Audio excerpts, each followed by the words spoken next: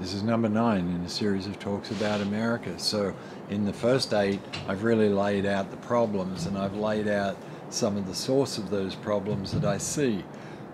And in this one, I want to have a look at what's possible and where we're going. Firstly, people say there must be hope, and my hope is that America will get real. My hope is that America will wake up. My hope is that America will come out of denial of the reality of who it is and what it does and where it stands in the world, and will actually start to manifest the American dream and not create the American nightmare. The American nightmare gets created when you pretend you've already got the dream and you refuse to acknowledge what's not been handled. The American nightmare includes that there's 9,000 Americans murdered, killed every year with handguns. The American nightmare is that there are millions and millions and millions of people living in third world conditions in the richest country in the world. At the moment, though, it's not going to stay that way, and it doesn't deserve to, because it hasn't used its money and power with integrity or with humanity. It's used it and accumulated it from a place of greed and control. And that's part of the core problem. United States nightmare, the American nightmare, includes that America has 2.2 million people in prison, which is a higher percentage of population than any country anywhere in the world in the history of the world. The horrors are endless. The horrors are endless. And what's really horrifying is it's either denied, and by that I mean it barely, if ever, gets even comment in the media, so everyone can happily go along as if it doesn't exist, or if it can't be denied, then something or someone else always gets blamed. So the drug cartels are the drug problem, not the millions of Americans who buy those drugs and consume them. Al-Qaeda's the problem, attacking us. Why would they attack us, said Oprah. I'll tell you why, because you don't know your history. We've attacked and we have controlled and we have punished and vilified and just destroyed entire societies in the Middle East for 100 years to get our grubby little hands on their oil and control it, and eventually they got sick of it. That's why they attacked us. But we don't deal with reality, we don't deal with history, we deal with ignorance, prejudice, and propaganda, basically.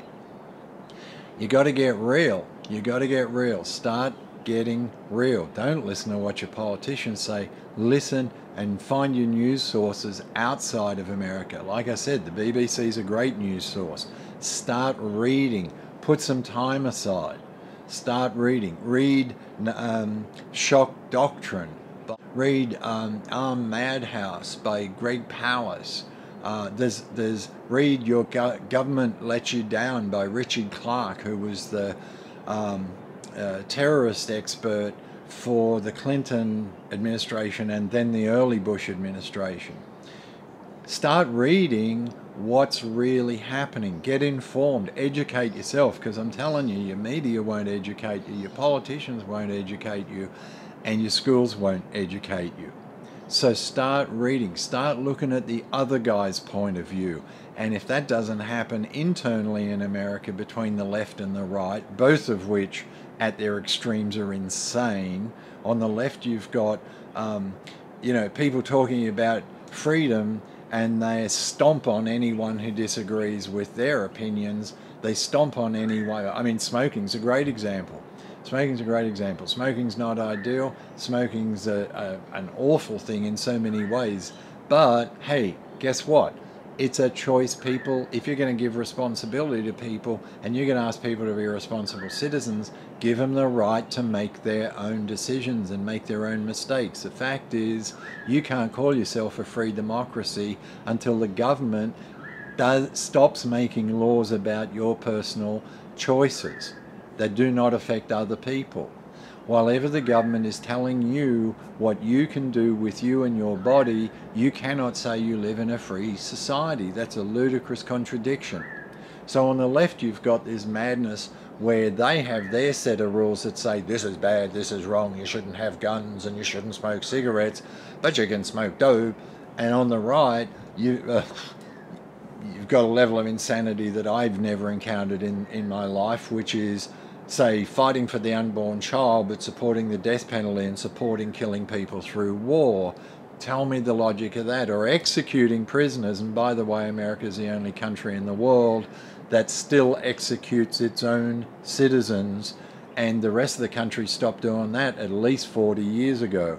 So the message from the state in America, the government is saying, we have the right to kill you. No other Western country, no other advanced country has that. So think about that.